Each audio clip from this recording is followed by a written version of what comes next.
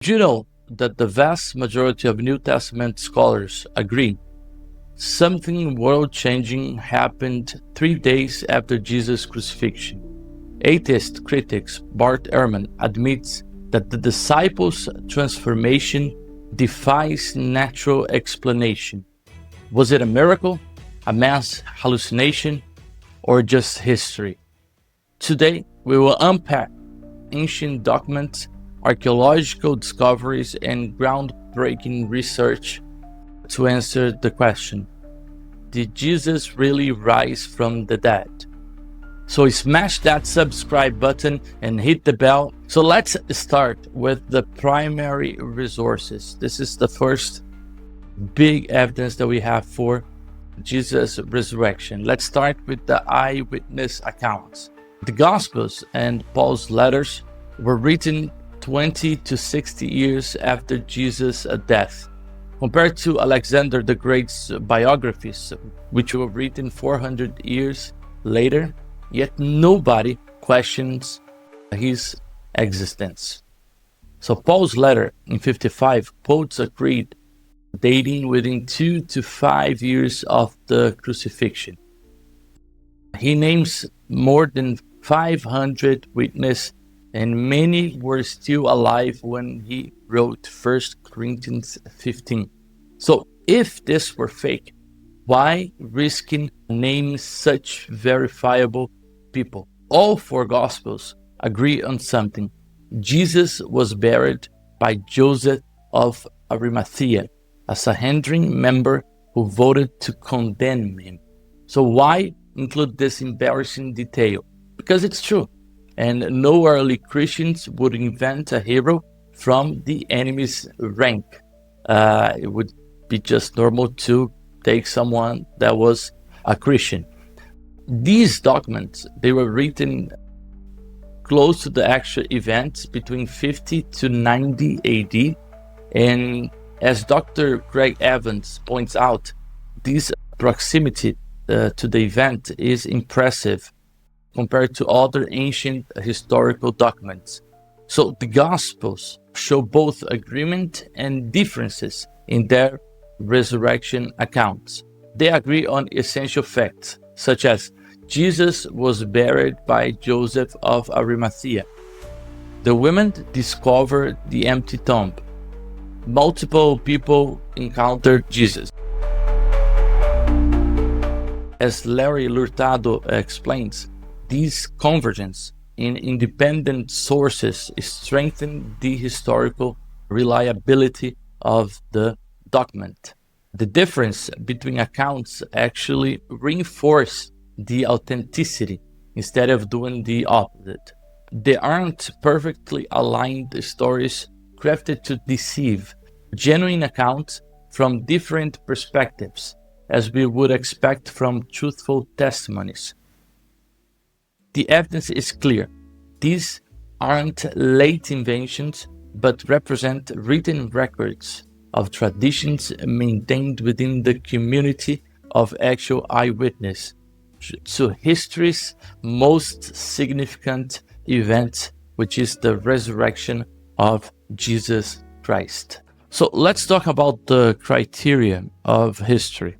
I want to present compelling historical evidence for Jesus.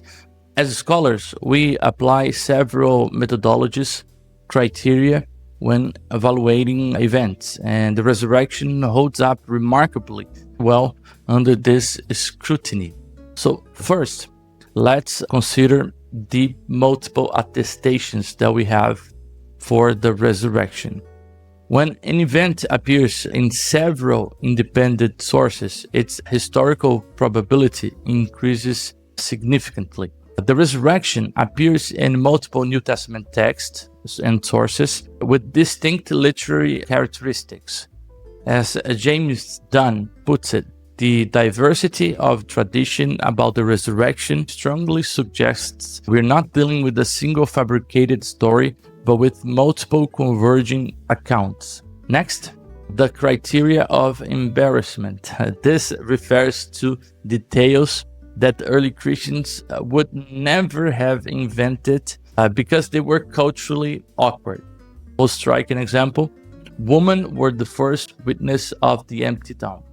In a society where the female testimony held little weight, why spotlight them? N.T. Wright observes, if these were merely legends, the authors would certainly have placed prominent men like Peter or John at the center of the discovery. Third, consider also the historical and contextual plausibility.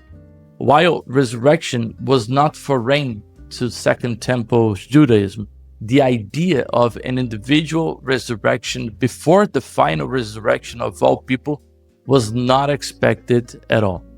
And Dale Allison notes this, and he says early Christians were responding to something that challenged their own theological framework. And finally, we must ask, what's the best explanation for Christianity's explosive emergence and this radical transformation of the disciples' belief and practice, including changing the holy day of worship from Saturday to Sunday? This demands a historical explanation that is proportional to its effect. And let me highlight here three main points that make the resurrection historically credible. First, multiple independent attestations across diverse sources. Second, the inclusion of embarrassing details like witnessing the empty tomb. And third, the contextual plausibility within Jewish thought. Yet, in an unexpected form, the evidence is clear and compelling. When we apply standard historiographical methods, the resurrection stands as the most reasonable explanation for Christianity's birth and the dramatic transformation of Jesus' followers, and the historical observation here. And finally, let's look at some extra biblical evidence. First, let's look at the Jewish historian Flavius Josephus, who wrote around the 93 and 94 of the first century. In his work, Antiquity of the Jews. While scholars debate some aspect of his testimony, most agree that there's an authentic core that really mentions Jesus, his execution under Pilate, Pontius, and the remarkable persistence of the Christian movement. So let's read what Flavius Josephus writes. There was about this time Jesus, a wise man. Pilatus had condemned him to the cross, and the tribe of Christians from him are not extinct at these days. The Roman historian Tacitus gives us another independent witness. Writing about 116 AD, he confirms both Jesus' executions under Pontius Pilate and the rapid growth of Christianity also in Rome. Alan Bond, also a respected modern scholar, notes that Tacitus' accounts, though brief and unsympathetic to Christianity, provides crucial historical information and confirmation about the fact. What's truly remarkable is how quickly Christian community formed and expanded after the crucifixion and the resurrection. Devotions to Jesus as a divine figure arose so rapidly that there simply wasn't enough time for legends to develop gradually.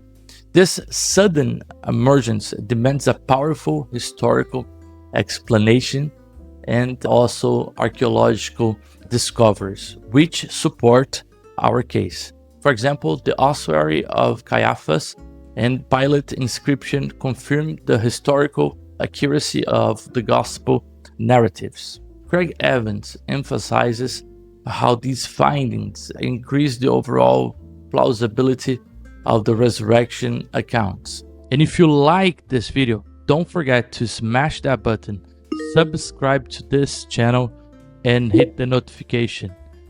May God bless you.